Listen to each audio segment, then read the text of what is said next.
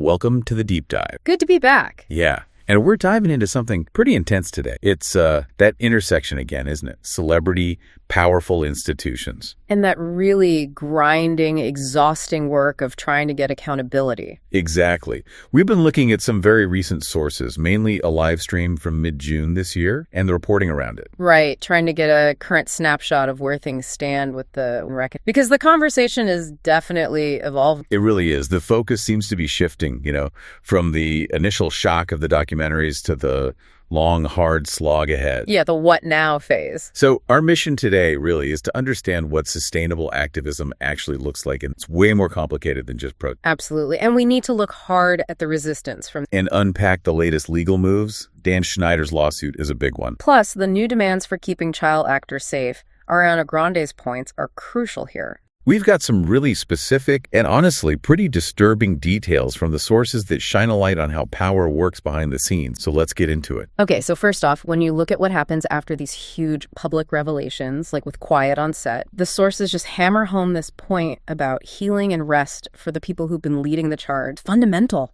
One thing that really stood out was how hard it is to balance your own recovery, your own trauma, with the nonstop pressure of activism. Constant pressure. The speaker in the source mentioned having to step back from managing the social media side of things, work they'd been doing for nearly 3 years. Just to breathe, to process. Exactly. It's this fundamental conflict, isn't it? Your own health versus the collective fight. It really is. And it speaks to sustainability. It might sound like a cliche, but it's so true here. You just can't effectively help the group if you're totally depleted yourself. Running on fumes. Yeah.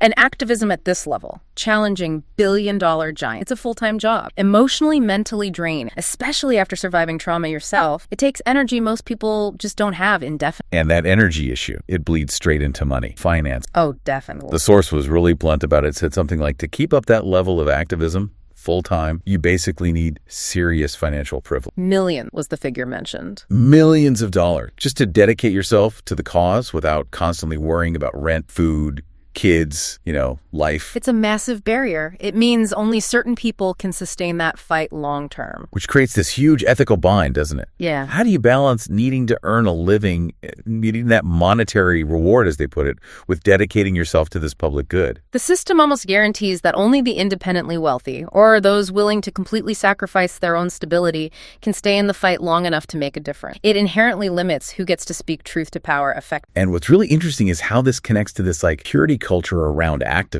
Right. The source pushed back hard against what they called old world thinking. This idea that, for a survivor activist to be seen as legitimate, they have to be constantly suffering, out on the streets, protesting, probably broke. Otherwise, they're not pure enough or they're not believable. It's an incredibly insidious way to suppress voice. It really is. Because if the only activism that gets validated is the unpaid, suffering kind, then any attempt by a survivor to build something sustainable, like a YouTube channel to educate people or writing a book, immediately gets attacked as being corrupt, profit-driven. Exactly. And that stigma actively discourages creating the very resources, the long-term educational platforms that are needed for real change. We need to normalize the idea that the good guys fighting these battles deserve to have stable lives too. Okay, so shifting from those external pressures, money, public perception, to the internal stuff, this was tough. Yeah, the source mentioned that some of the hardest moments, the most painful realization, weren't about the original. No, it was betrayal within the survivor community itself. Finding people you trusted, who you thought were on the same side,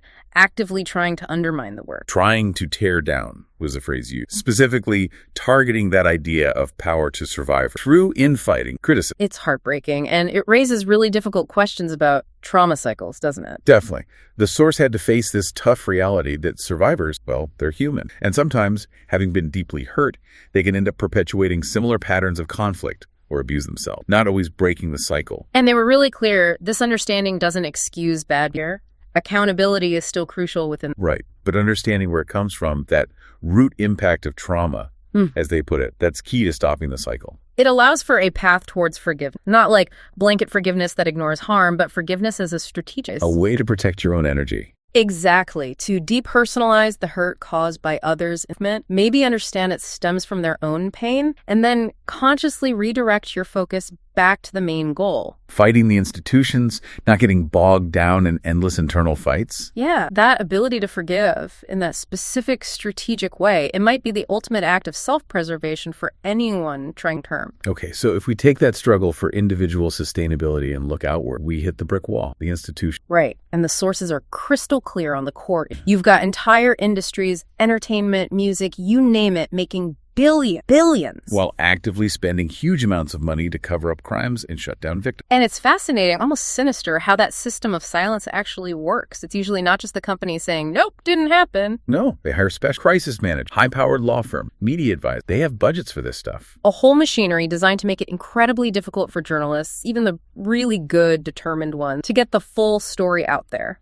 It boils down to fear, doesn't it? Absolutely. The fear of being sued into oblivion. A major news outlet might have the story, the sources, everything lined up, but the threat of a multi-million-dollar defamation lawsuit, even one they know is baseless. It's enough. It forces them to pull back, to water it down, omit crucial details for legality, quote unquote. Which means the media, sometimes unintentionally, ends up acting like a shield for the powerful. Exactly. Because the story gets sanitized by the lawyers. The public gets the headline, maybe the name of the abuse, but misses the vital content. How was this allowed to happen? The complicity, the ignored warnings, the payoffs? All the stuff that shows institutional failure, that gets stripped out. So the public never really sees the true underbelly of how these industries protect themselves. And it's just a constant silencing, this liability of the truth, as the source put it, that led them to push for this idea of power to survivor. Creating a space where people can actually speak without that constant fear of being sued just for telling their story. We really need to hammer this home for you listening. That threat of a defamation lawsuit,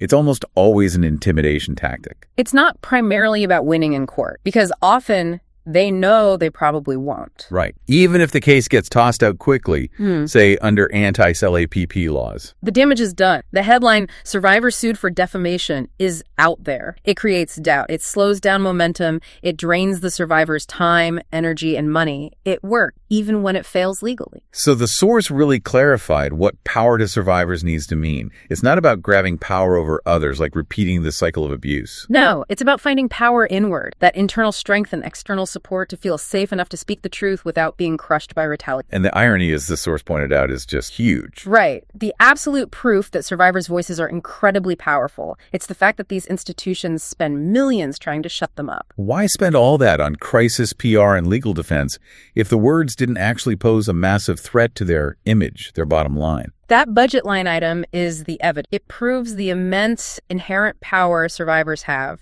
just by telling their stories together. And that led the source to this conscious decision, this personal choice, to focus their energy. Yeah. Choosing to fight to make it right, fix the system rather than getting sucked into fighting just to be right against every critic or getting trapped in those cycles of conflict. And that forgiveness piece comes back in, even towards people within the community who've caused hurt, seeing it as the only way to break the trauma cycle and keep eyes on the prize. Focusing on the real enemy, the systemic abuse. Which brings us neatly, or maybe not so neatly, to the latest big news. Dan Schneider, former Nickelodeon hitmaker, suing the quiet on-set documentary makers for defamation. Yep. And the sources we looked at immediately framed this lawsuit in a very way. As a classic power move, right? Exactly. A textbook example of someone who held immense, almost unchecked power for years. And loses it, faces public scrutiny. And instead of, say, genuine reflection or accountability, the instinct is to try and claw that power back. Often through aggressive legal act, trying to control the narrative, generate a different kind of news cycle. It feels less like a genuine defense of reputation and more like,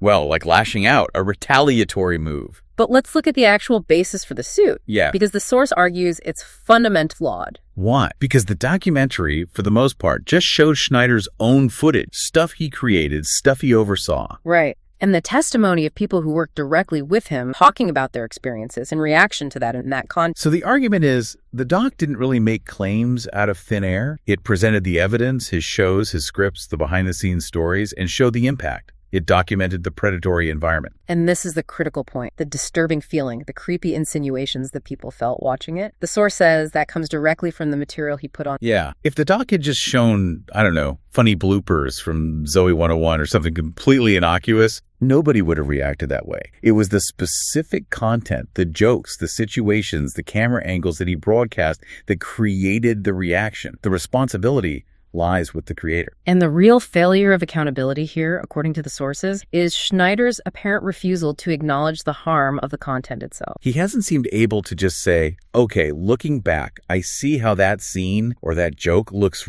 really wrong. And regardless of my intention back then, I understand now how it could have put young actors in a vulnerable or uncomfortable spot. Instead, he seems to be fighting the idea that the footage makes him look. He's defending the presentation, not grappling with the substance of what was created and shown. And the sources brought up that specific, painful example. An older male showrunner writing a line for a 12-year-old girl that says, I'm having to say how a shirt makes me look chesty. What possible reason? What comedic value? What artistic merit? And the question becomes, when you sue over people reacting negatively to that kind of content, what exactly are you defending? Because by today's standards, and arguably even then, that's just not okay. And his public responses haven't helped him, according to the analysis, that video apology he put out. Yeah, where he said sorry. The sources basically dismissed it as completely insincere, manipulative even. Using the word sorry like a shield to try and look like a good guy. While fundamentally failing to take ownership of the impact of his actions and his work, and that disconnect, that perceived fakeness, that's what the source called the worst kind of guy. It makes the lawsuit feel like hiding, especially after that interview he did with a former employee didn't go over well. There's a sense from the sources that maybe the public's moral compass, which might have been a bit wonky or easily distracted during the height of Nickelodeon's popularity, is now much more aligned. People see that kind of content now and just know it's not acceptable. The time for ambiguity is over. Okay, but we have to talk about the institution here. Nickelodeon Viacom. Because Schneider didn't operate in a vacuum. Right.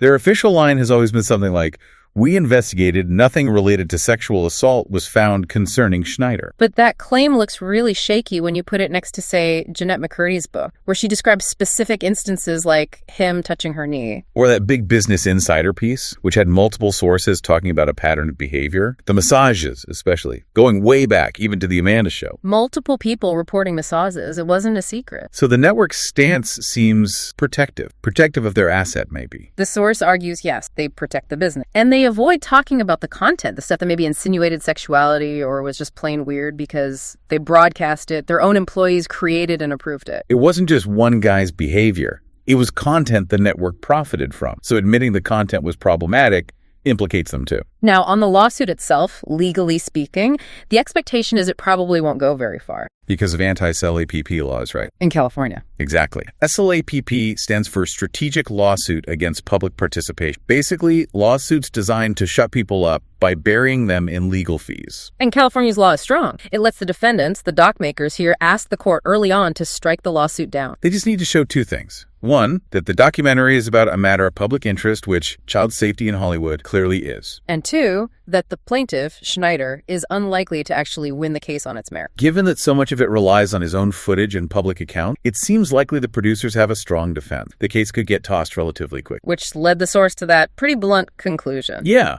Given the disturbing nature of the material he put out there, maybe Dan Schneider should sue himself. Wow. Okay, and right around the time Schneider filed that lawsuit, another voice, someone with incredibly specific and damning allegations. Yes, Lori Beth Denberg, star of all that. She came forward very bravely to detail her experiences with Schneider, mostly between 1994 and 1990. And we need to give a serious trigger warning here. The details are graphic and deeply unsettling, but they're crucial for understanding the alleged pattern of behavior and abuse of power. Absolutely crucial, because this isn't just about vague feelings or discomfort. This is a timeline of specific alleged acts. And the power dynamic was stark. He was her head writer, basically held her career in his hands, and he was about a decade older. Total imbalance of power. And she described this incident in 1995. She would have been around 19. He called her into his office. And allegedly started showing her pornographic clips on his computer. Called it porn. Not by accident, a deliberate act. And the detail she shared with Business Insider, it's just stomach-churning. The grand finale, as she put it, was apparently a video of a woman performing oral sex on a donkey. Oh my God. And Denberg's words were clear. I feel like that is the first time he preyed on the specificity, the graphic nature. It points to a calculated effort to shock, to dominate, to test her boundaries right from the start. And from that point, she said the relationship twisted into something else. A weird, abusive friendship was her description. The control allegedly didn't just stay on set. No, frequent long phone calls, him bringing up sexual topics, and eventually, allegedly, initiating phone sex with his much younger employee. And when the show moved production to LA, the alleged pattern continued, maybe even intense. She described spending late nights at his house. And she was clear, they weren't intimate in the relation. But that recurring theme pops up again. The massage. Yeah, giving each other a massage during, let's just pause. It really does seem like a pattern across multiple accounts, doesn't it? It does. It's not just a one-off weird request. It appears in multiple testimonies related to Schneider. It's this act that's physically intimate, requires compliance, blurs professional lines, and seems designed to assert control in a way that's not overtly sexual, maybe, but is deeply inappropriate and controlling. A tool for the power hoarder. Exactly. And then there's the gun, which is just beyond unsettling. It shows a total disregard for her safety and the law. She recounts Schneider asking her to go with him to his auto repair shop. They get pulled over by the cops, something about his car. And his first reaction. Allegedly hand Denberg a gun and tell her to hide it under her skirt while he deals with the police officer, who, she noted, seemed to recognize. Putting her in incredible legal jeopardy, hiding potentially illegal evidence on her person. It demonstrates, if true, that his priority was solely protecting himself from his own problems, with zero concern for her well-being or safety. Absolute compliance expected. And the alleged abuse of power moved back onto the set itself later on. Yeah, she described winning a bet with him playing Jeopardy, apparently. The prize was supposed to be a massage from him. Okay, already weird. And during that massage, she alleges he fondled her chest area. She would have been maybe 20 or 21 then. And she felt trapped. Yeah. Powerless to stop. Because she genuinely believed, based on his behavior, that if she pushed back, if she refused, he'd retaliate professionally, stop writing sketches for her, or worse, humiliate her publicly. And she gave an example of that. Yeah. Allegedly asking a whole table of writers and crew members if they'd noticed her breasts were different sizes. Just cruel. Yeah. Publicly shaming her body. And when she reacted, understandably upset, threw a bread roll at him. His response was allegedly explosive, screaming at her, claiming his eye was hanging on by a thread over a bread roll. It's about control. Total control and disproportionate reactions to any challenge. And the final piece, the consequences for actually trying to raise concerns through proper channels. Right. She said she later went to executives naming Albie Hecht and Brian Robbins, who is now the president of Nickelodeon. Let's just let that. She went to them expressing concerns about Amanda Bynes on the Amanda Show set, saying Bynes seemed exhausted, worried about her well-being as a minor. A completely reasonable, responsible thing for an adult colleague. And the immediate result, Denberg was barred from the set, banned. After raising safety concerns about a child star to the executives, including the man who now runs the network. That sequence, if accurate, is the absolute definition of a power hoarder, as the source. Someone using their position not to create or lead, but to impose their will, their inappropriate desire, their need for control onto others, and apparently being protected by the institution even when punishing someone for trying to protect a child. Okay, shifting gears slightly, but staying on this theme of safety and the aftermath, let's talk about the future and the conversation Ariana Grande had. Right. She was on Penn Badgley's podcast discussing her own experiences, the Nickelodeon show, and what needs to change for child act. Now, there was a really awkward piece of context here that the source immediately flagged. It adds a whole other layer. Yeah.